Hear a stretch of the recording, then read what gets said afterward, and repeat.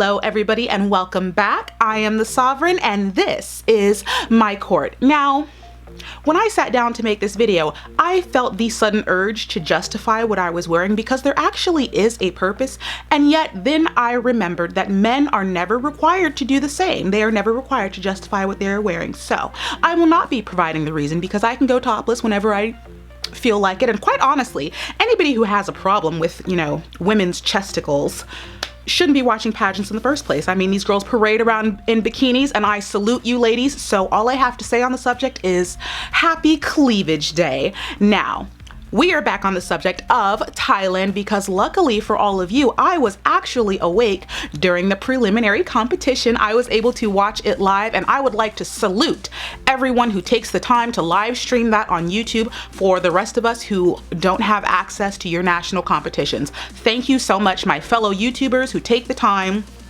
to circumvent the rules and stream on YouTube, even though you probably know that it's going to be taken down right after the show airs. So thank you so much, because that's how I was able to watch the competition. But I was awake, watched it live, and I do have a list, and the list has changed slightly, a little bit. Now, before we get into it, I would like to remind everyone, if this is your first time within my court, hello, how are you doing? Please consider hitting the subscribe button so that I can see you again. We talk about pageants, we talk about fashion, we talk about the news and current events. We have a lot of fun over here. Also, we have a Discord chat where we are able to talk 24/7 about all things pageants. Everything that you're looking for is in the description box below. Come find us, come chat with us, tell us who's on the top of your list and any pageant tea you may come across. I would love to see you. So, overall analysis of what I thought of the competition. I was actually pretty surprised. Did I know this before? I wasn't expecting Thailand to do a national costume event, but I'm very happy that they did because Thailand consistently has one of the best thought out, developed national costumes. Clearly they put a lot of time into it. I wish the United States would do the same because your national costumes are always on point every time I see Thailand. So it's completely justified them having a national costume competition. And I don't think it really factors into, as far as I know, it doesn't factor into their actual competition points, but still, the costumes are magnificently crafted. And once again, I wish my country would get on the same level. Okay, let's talk about competition as a whole. I have a problem with the sarongs, ladies. I don't have a problem with the sarongs themselves, but when the women are using the sarongs as a makeshift weapon, I felt like I was consistently attempted to be punched in the face the entire time I'm watching Miss Thailand. I get that everybody wants to have that whip action, but you literally looked like you were flinging a weapon on stage. It was too much. It was so aggressive. Just a side note from a woman who as a child spent a ridiculous amount of time running up and down the halls of my house playing with chiffon. I did that for fun. If you want to whip, it's chiffon, okay? It's a very light fabric. If you want to whip it around, all it requires is a little bit of wrist action. 2 fingers, put the fabric between your 2 fingers, and you can get that whip action with just a flick of the wrist and 2 fingers. That's it. So the fact that we have hands and arms flailing all over the stage, like they were throwing these sarongs, and I get that they're like trying to be fierce and they're trying to be, it looks like you're trying to combat Milo, like it looks like a physical challenge to fight. I felt highly assaulted by a lot of the women in the group, okay? Even some of the favorites, they did it to me too. I just chill out with the sarongs, okay? Nothing but wrist. All you need is wrist. We don't need you to declare war on the cameras and your fans. I was taken aback by it. I'm just saying. Also, another thing that I noticed within this competition is there was a lot of people falling out of turns. Ooh, that foot placement for those turns were off. And I'm like, I know you guys, these girls want to be dramatic. They want to have that it factor. And I adore the confidence. The confidence is there. The technical execution is not. I'm seeing trips and falls and stutters, and it's just like, calm down. Calm down. There's a lot of things that I can tell women are trying too hard for. And the thing to remember when it comes to pageants is even though you train meticulously for these competitions, everything should be effortless. Everything we see, everything you put out there should look effortless. Think a ballerina. Even though these women train their whole lives, they spend hours and weeks and days training. When you see a ballerina on stage, she seems very light and fluffy and effortless. It should be effortless, okay?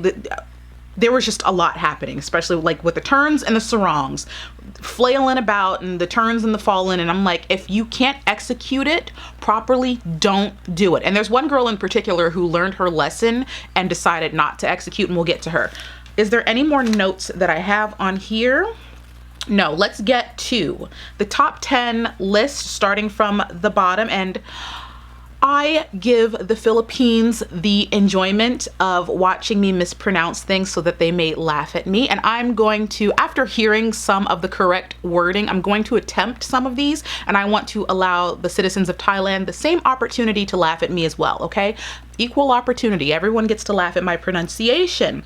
So at number 10, I have Nathpat. She was also on my previous list, so she is not new. At number 9, I have Benjarat.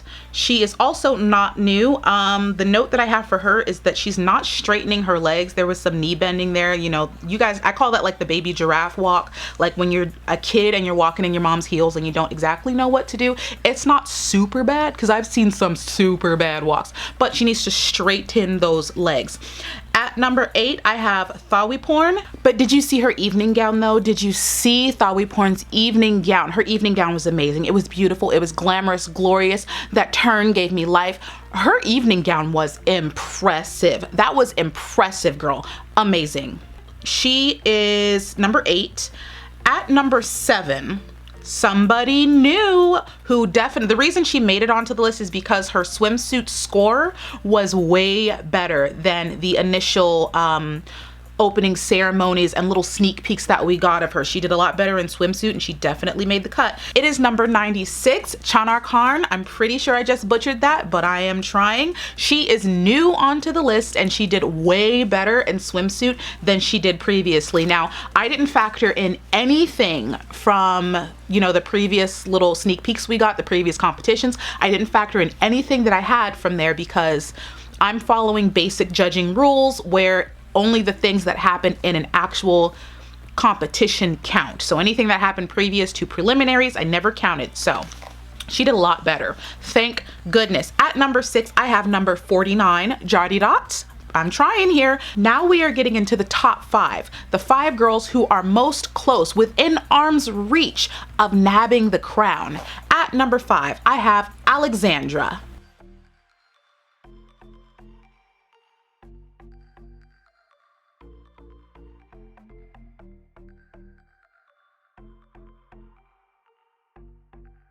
At number 4, a new addition to my list, and someone that you guys were in the comment section telling me about. And I'm going to tell you guys the truth. The reason she wasn't on my initial list is because she did not do very well performance-wise. Her opening ceremony was not on par with a lot of the girls, and the same thing with swimsuit. She has performance issues, though she is one of the best well-spoken women on stage and in competition. She didn't perform well, but a whole new woman came out during preliminaries. Welcome to the top 5, Emmy. I know a lot of you were looking for her, and she did so much better, like so much better.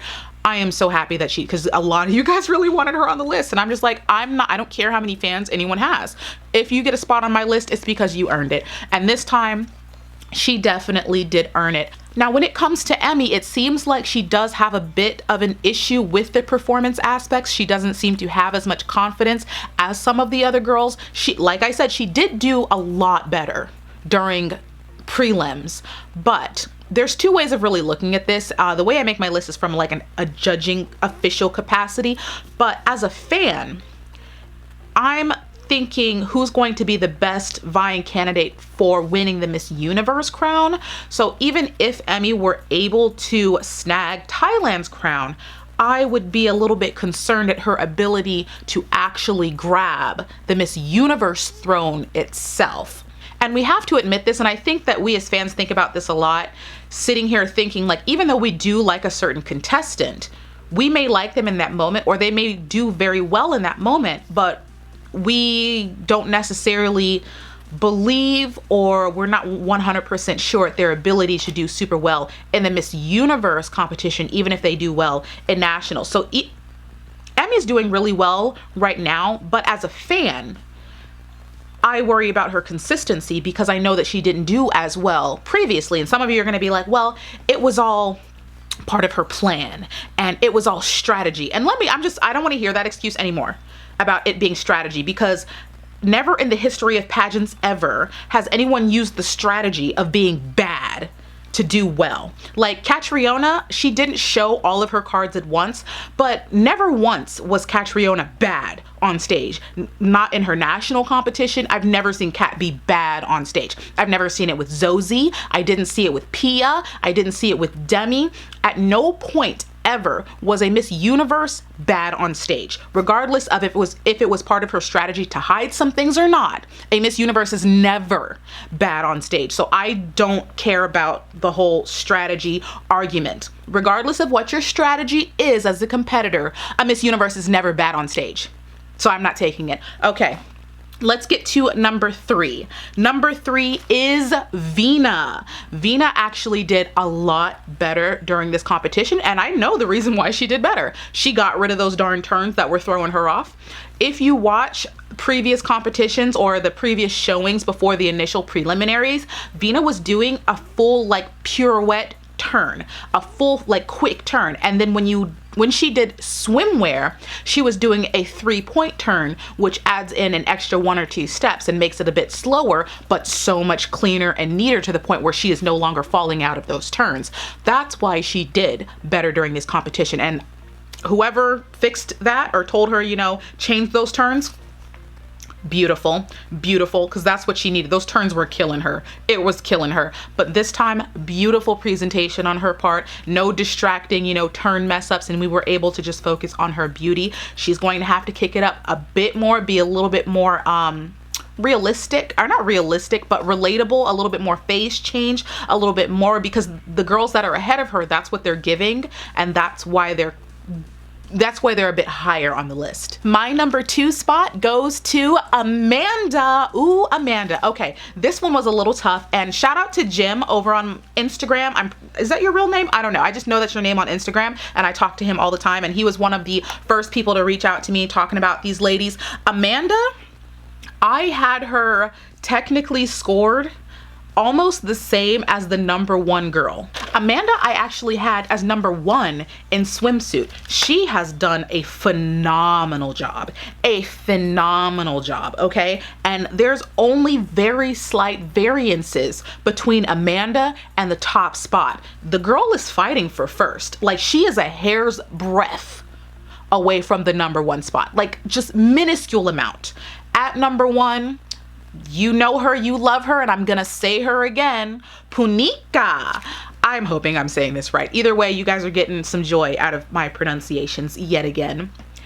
She's slaying, she's killing, she's fierce, she's fabulous, she's fun, she's witty, she's glamorous, glorious. The girl is amazing, amazing. I had her number 2 to Amanda in swimsuit, but she killed evening gown. She killed evening gown. Fight me if you want to. She killed evening gown.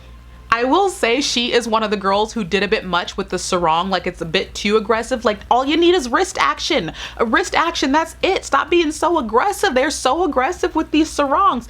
But this woman remains consistent. She remains fabulous. I appreciate the fact that honestly she wore a color, and there was 2 red dresses that did amazing in this showing. So thank you for the color, because ladies, those of you that are choosing gold, white, and nude gowns, it's not doing anything for you. It really isn't. But Punika is number 1, still on the list. But Amanda is hanging on to her high heels.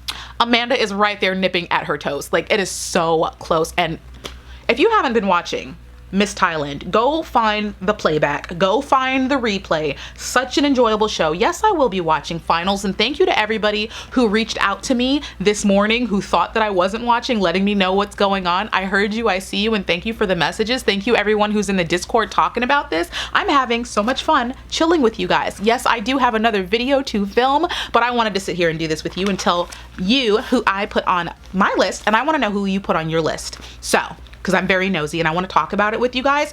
In the comment section below, let me know who is on your list. Why did you choose them? Who do you think is the front runner? but we know this, right? Like, I really feel like there's no really disputing this. I mean, I guess if you put Amanda #1, I guess I could understand that because it's so incredibly close. Either way, put it in the comment section below. Make sure you give the video a thumbs up, and if you are not a member of my court here with us, why not? The subscribe button is right over there. It is right there. If you couldn't find it, we're letting you know. Please join the rest of the courtiers, become one of my lords and ladies, and sit here in all of our fabulous glory and talk about women that are glorious and beautiful in all of their unique ways. I love you and I'll miss you, but you know I will be back in a future video.